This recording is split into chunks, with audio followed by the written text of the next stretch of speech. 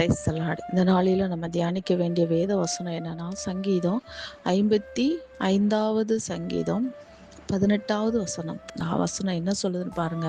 இஸ்ரவேலின் ஜனங்களுக்கு விரோதமாய் எழும்பின எல்லா கூட்டத்தாரையும் தேவன் நிர்மூலமாக்கி போட்டது போல இன்னைக்கு நம்மளுக்கும் அநேக எதிரிகள் இருக்காங்க.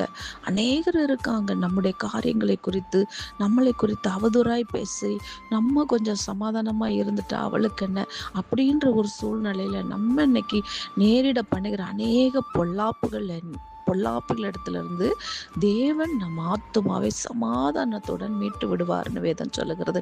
கவலையே படாதுங்க. யார் என்ன பேசினாலும் நம்மளை நோக்கி பார்க்கிற தேவன் நமக்கு இருக்காருங்க.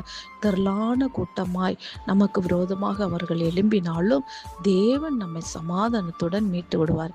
கவலைப்படாம சந்தோஷமா இருங்க. கர்த்தர் ஆசீர்வதிப்பார். ஆமென்.